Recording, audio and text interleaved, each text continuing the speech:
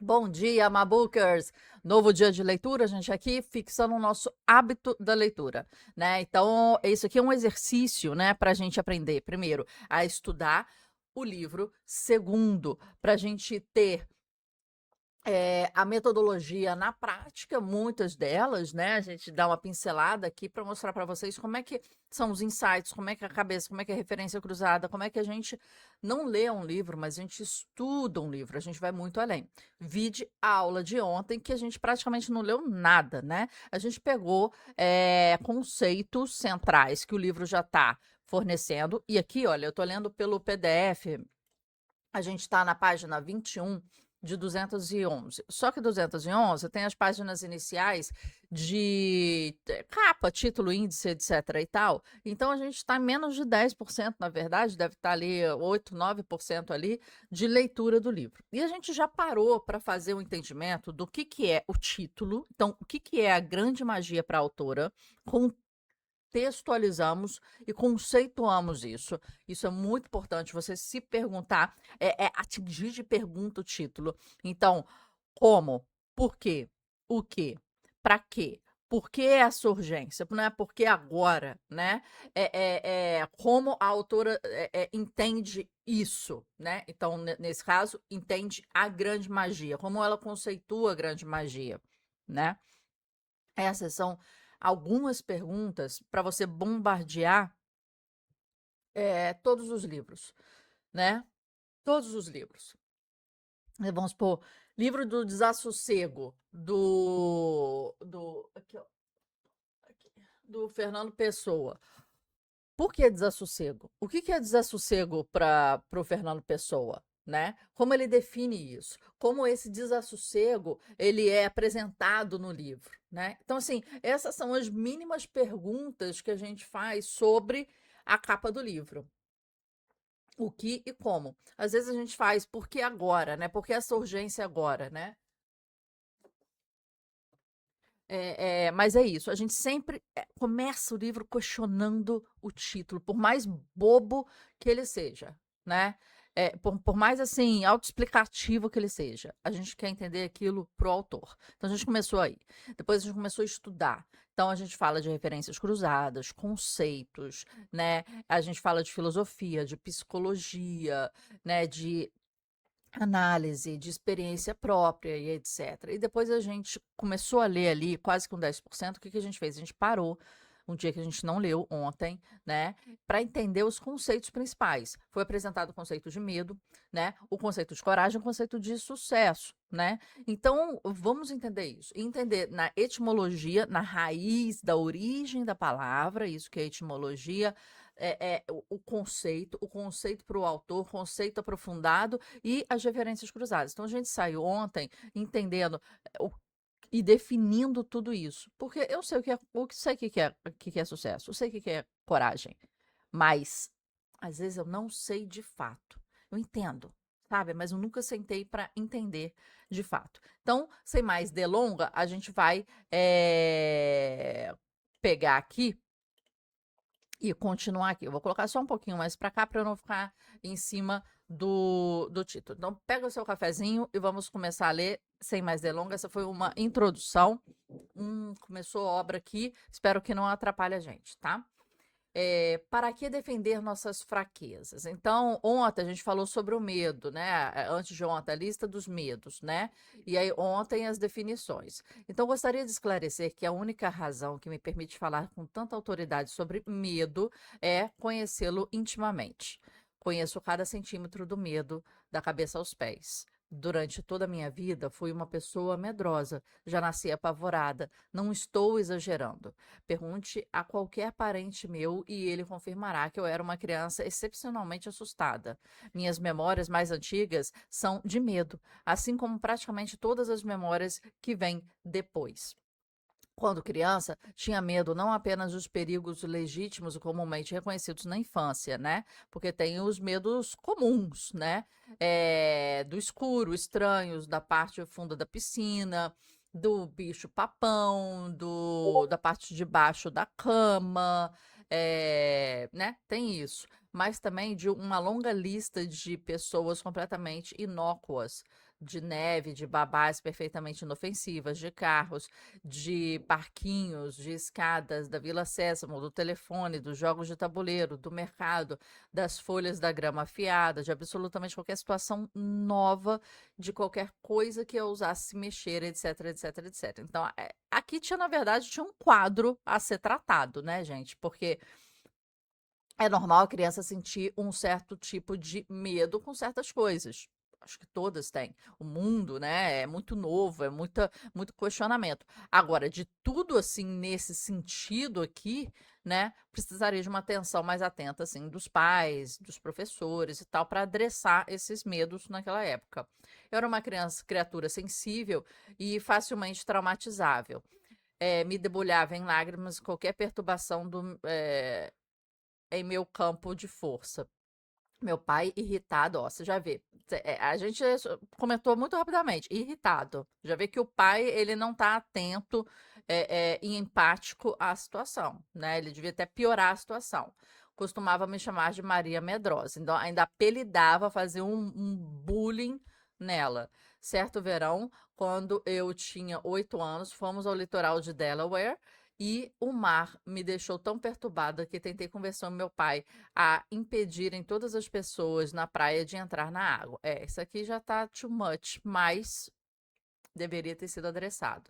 Teria me sentido muito mais à vontade se todo mundo tivesse ficado em segurança na areia, lendo tranquilamente. Era pedir muito? Era pedir muito. Por mim, teria passado todo o dia aquele período de férias, na verdade, toda a minha infância em lugares fechados, aninhados no colo da minha mãe, com a luz baixa, de preferência com um paninho umedecido na testa. Não entendi o paninho umedecido na testa. É horrível dizer isso, mas aí vai. Eu provavelmente teria amado ter uma daquelas mães com síndrome de Munchausen. Eu não sei o que é isso não, gente. Deve ser síndrome da mãe que quer colocar plástico bolha ao redor do filho.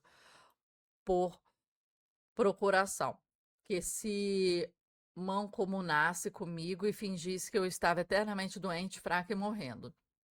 Se me tivesse sido dada a chance, teria cooperado plenamente com esse tipo de mãe na criação de uma criança completamente indefesa. Só que eu não tive esse tipo de mãe, longe disso. Mas é sempre isso. É sempre isso, gente. Uma mãe que foi quietinha vai ter um filho rueiro, né? É sempre dar os opostos aí para compensar. Eu acho que geração de geração umas coisas se compensam. Tive minha mãe que não tolerava aquilo. Então, quer dizer, ela não teve uma mãe que não. Ela poderia ter uma mãe que entendesse, ou que questionasse, ou que até, né, enchesse o saco às vezes, mas não tolerava. Olha a escolha das palavras. A gente tem que entender a escolha das palavras da autora.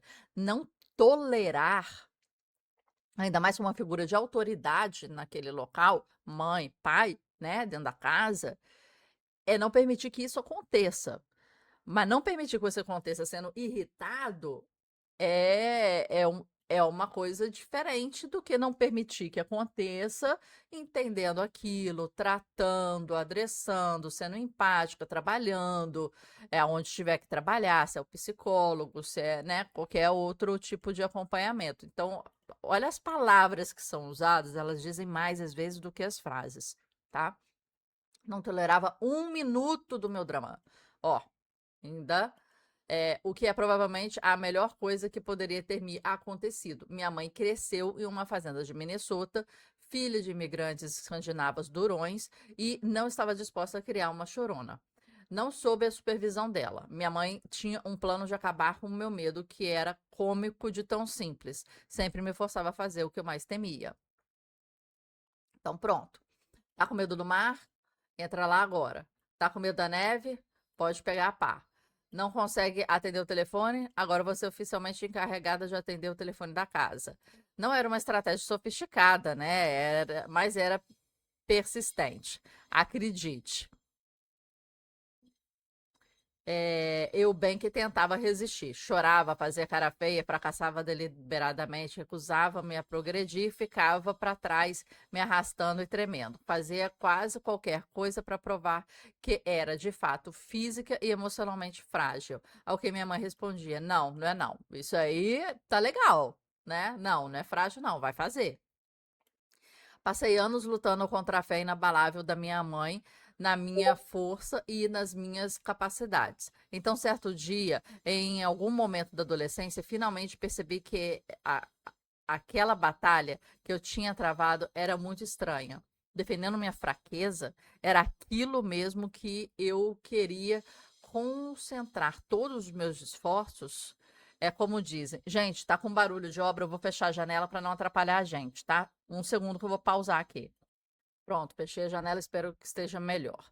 É como dizem, valorize as suas limitações e terá que consertá-las. Vamos marcar isso aqui? Ok, e terá que conservá-las, conservá-las. Ó, uma frase importante aqui. Ora, por que eu iria querer manter minhas limitações? Na verdade, como acabei me dando conta, não queria. E também não quero que você mantenha as suas. Então, terminamos aqui esse mini capítulo. Vamos ver aqui o próximo. É rapidinho. Vamos ler o próximo, que a gente está em 11 minutos. Hoje a gente está rápida, né? Ontem foi muito conceitual, então hoje eu quero ir um pouquinho além com vocês, ok? No decorrer dos anos, muitas vezes me perguntei o que finalmente me fez parar de fazer o papel de Maria Medrosa. Você vê que a pessoa internaliza o apelido, né? É, quase que um dia para o outro. Sem dúvida, essa evolução envolveu muitos fatores. O fator mãe durona, o fator crescimento. Mas acho que o principal foi o seguinte: no fim, percebi que meu medo era chato. Veja bem, meu medo sempre tinha sido chato para todas as outras pessoas. Então, isso aí ela já tinha falado, né? O pai, né? A mãe, irritar. Olha a palavra, não tolerava nem um minuto. Irritado, né? Veja bem, meu medo sempre tinha sido chato para outras pessoas, mas foi só lá no meio da adolescência que se tornou, enfim, chato até para mim. Isso é interessante a pessoa ter tido a capacidade de notar isso, né? Porque a pessoa às vezes não define de chato para mim, define como eu sou assim. E aí internaliza ainda mais aquilo, né? Acho que o meu medo se tornou chato para mim pela mesma razão pela qual a fama se tornou chata para Jack Gilbert, porque era a mesma coisa todos os dias. É. Por volta dos 15 anos, de alguma maneira entendi que o meu medo não tinha nenhuma variedade, nenhuma profundidade, nenhuma substância. Percebi que o meu medo nunca mudava, nunca empolgava, nunca oferecia uma reviravolta surpreendente ou um final inesperado. Meu medo era uma música de uma nota só. Na verdade, uma música de uma palavra só. E essa palavra era pare. Meu medo nunca teve nada de mais interessante ou sutil para oferecer do que aquela única palavra enfática, repetida, ad infinitum, até o infinito, né? Ad infinito, latim. Pare, pare, pare, pare, pare. O que que significa que meu medo sempre tomou decisões previsivelmente chatas, como um livro do gênero enrola e desenrola, que sempre acaba do mesmo jeito, em nada. Então, ela estava tendo ali, na verdade, um sentimento de que a vida não estava indo para frente. Na verdade, eu acho que era uma coisa um pouco mais profunda que ela estava tendo. Ela estava tendo um sentimento em que ela não evoluía e que ela ficava para trás, frente aos amigos dela de colégio, 15 anos, né? Por causa desse medo que ela tinha há muito tempo e ninguém aguentava, e ela começou a se ver deslocada de uma realidade comum da sociedade, da comunidade em que ela pertencia. Então, isso começou a incomodá-la. E às vezes ela poderia estar sendo questionada, porque antes era sofria bullying, apelidos e a tratativa do pai e da mãe. Isso é dentro de casa. Isso são duas pessoas, estão ali próximas, estão vendo o tempo todo, né? Agora, se a professora falar, e se a diretora falar, e se os amiguinhos do colégio falarem, e se os priminhos falarem, Aí ela começa a ver que é uma coisa mais generalizada, né? Uma coisa maior, né? Também me dei conta de que meu medo era chato, porque era idêntico ao medo de todas as outras pessoas. Não sei se era igual às outras pessoas, não. As outras pessoas tinham esse nível, não. Percebi que a música do medo de todo mundo tinha exatamente a mesma letra de antes. Pare, pare, pare, pare. É tipo, não faça isso, né? É verdade. O volume pode variar de uma pessoa para outra, mas a música em si nunca muda. Porque todos nós, humanos, somos equipados com o mesmo kit de medo básico quando estamos sendo preparados no útero da nossa mãe. E não só os humanos. Se você passar a mão sobre uma placa de Petri contendo um girino, não sei o que é a placa de Petri, não sei o que é isso. Gente, ó, tá o coisa aqui. Desculpa, o barulho aqui fora. Ele se encolherá sobre a sombra da mão. Esse girino não pode escrever poesia. Não pode, deixa eu fazer aqui, ó. Não pode cantar e nunca conhecerá o amor, o ciúme ou o triunfo. Tem um cérebro do tamanho de um ponto final, mas sabe direitinho ter medo do desconhecido. Pois bem, eu também. Todos sabemos, mas não há nada de particularmente atraente nisso. Está entendendo o que eu quero dizer? Você não ganha nenhum crédito especial por saber como ter medo do desconhecido. Em outras palavras, o medo é um instinto muito antigo e vital em termos evolutivos, mas não é algo particularmente inteligente. Não é. A gente viu, olha, vamos marcar aqui, olha. Porque ela começou a falar um pouco mais sobre o conceito de medo que a gente falou lá em cima. Então, o medo é um instinto antigo, vital, para termos evolutivos. Sim, é necessário, temos e temos que saber dosar. Esse é o ponto. Dá para ir sem medo? Não, você vai ter medo. Você vai ter menos medo. Medo é instintivo, é da nossa natureza animal. Então a gente vai ter. Ele vai ser comedido, tratado, trabalhado, né? Mas ele vai estar lá, porque ele é uma resposta de alerta ao que a gente falou ontem, o risco, o perigo, né? Mas não é algo particularmente inteligente, né? Então, ok. Durante toda a minha curta vida de aflições, tinha me fixado em meu medo como se fosse uma coisa interessante a respeito de mim, né? Não sei como ela tirou isso da cabeça dela, mas o medo não é algo interessante de uma pessoa, né? Você vê uma pessoa medrosa, você quer acolher, você quer abraçar, você quer tratar, você quer, né, destraumatizar, você quer entender qual o problema ali, né? Ainda mais isso, né? Você tá querendo tirar todo mundo da água da praia, você quer entender, tipo, mas o que que você tá pensando que vai acontecer? Mas vamos pra praia também, né? Vamos ver, coloca o pezinho. Você quer trabalhar aquilo ali. Na realidade, o medo era provavelmente a única coisa 100% banal a respeito de mim.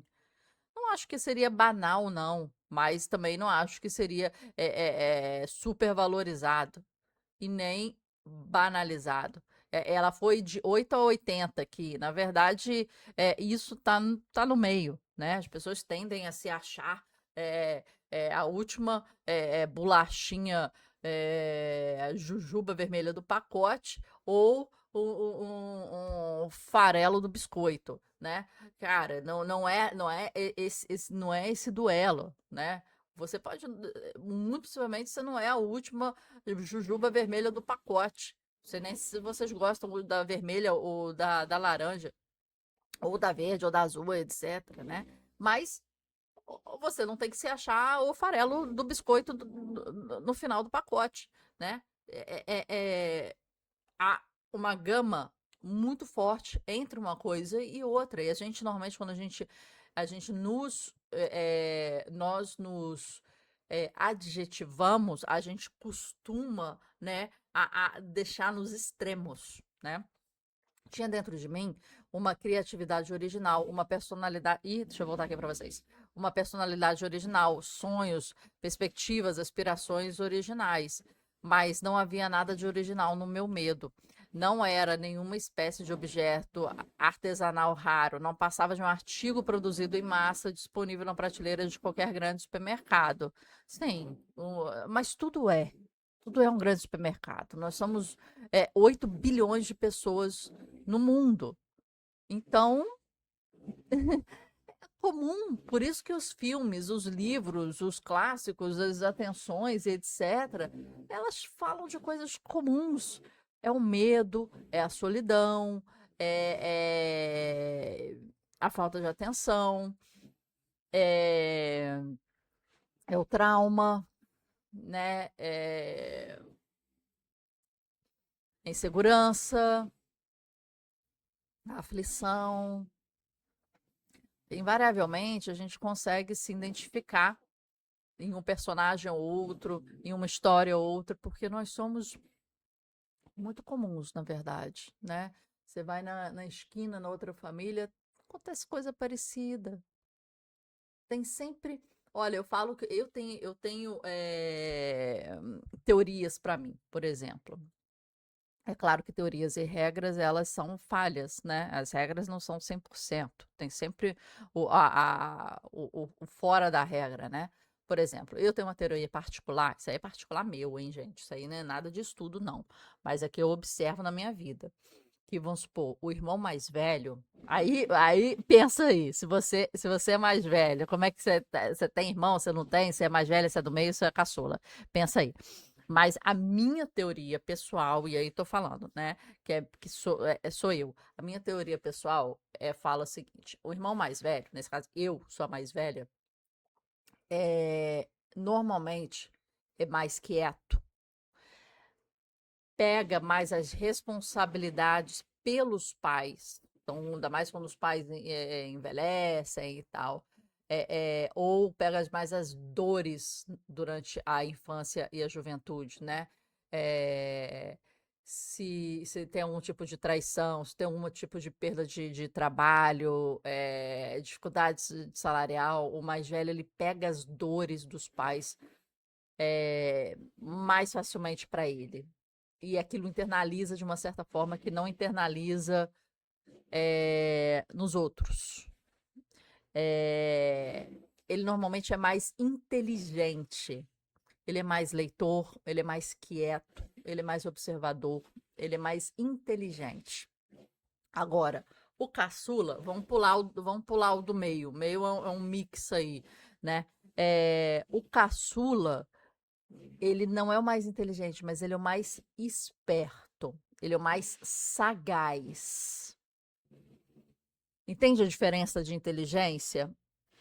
Ele é mais ativo, ele é mais rueiro, ele é mais, às vezes, extrovertido e até tem um humor um pouquinho mais solto, né?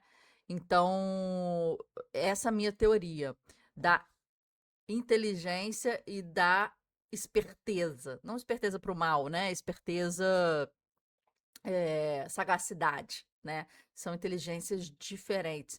De repente,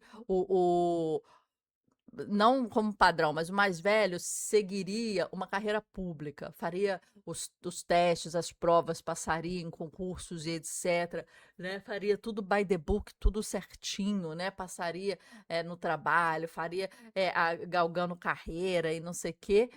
E o mais novo, de repente, ele até seria mais, como é que fala?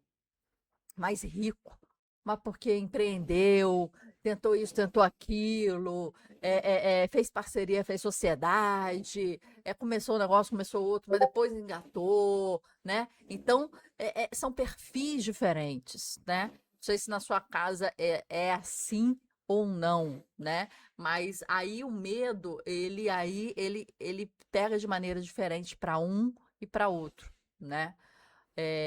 O medo do mais velho é um pouco mais relacionado aos pais, à perda dos pais, à atenção, carinho dos pais, à autoafirmação e aprovação dos pais frente a ele. E o do mais novo, ele, para mim, nessa minha teoria, né, que eu criei da minha cabeça, ele é mais ligado, né, a outros tipos de medo, né? Ao medo, de repente, de não dar certo, mas ele tem um maior desprendimento de tentar, né? De se jogar, de estar aberto ao risco, né? Então vamos voltar aqui. Soltando aí uns insights, né, que são meus, né? Mas assim, deu certo para você? Não deu? Falei abobrinha? É, Dá sua opinião. Bateu com você aí ou não bateu? Eu observo isso muito, desde muito tempo, e eu acho que esse perfil é bem fiel muitas vezes, né? Aí se tem um do meio, aí varia. Se são dois, eu acho que isso é bem, assim, segue muito bem, né? Mas se tem um do meio, aí varia, porque o do meio ele absorve, né? Ou um lado ou um outro, ou, né, as características do mais velho ou do mais novo, e vira um mix que é mais ou menos uma coisa mais neutra ali no meio, não tão extremada. Ó o barulho, gente, desculpa aí. Estamos chegando a 26 minutos, já vamos terminar aqui, encerramos por hoje, porque ontem a gente passou bem mais um pouco. Tinha dentro de mim uma criatividade original, personalidade original, sonhos, perspectivas, aspirações originais, mas não havia nada de original no meu medo. Não era uma espécie de medo artesanal raro, não passava de um artigo produzido em massa, disponível em prateleiras de qualquer supermercado. Tá. Foi o que eu quis falar, somos muito iguais. E era em torno disso que eu queria construir a minha identidade, do instinto mais chato que eu possuía, do reflexo induzido pelo pânico, um reflexo que até um girino idiota tem? Não. Então, essa foi um insight, assim, interessante que ela teve pela idade, né? Eu acho que foi interessante ela pensar nisso, porque acho que muitas vezes a gente não pensa de onde está vindo a nossa personalidade, de onde está fixando as nossas características principais, né? E eu acho que ela não, as pessoas não pensam isso às vezes. E se ela conseguiu identificar que está surgindo da coisa mais boring, mais chata dela, poxa, que chato. Se ela está se auto-caracterizando como original ali, em diversas partes, ela se caracterizou como original, ideias originais, não sei o que, é uma pessoa que se achava ou se acha criativa, original, despojada, não sei o quê, e esse medo era uma trava disso. Era uma contra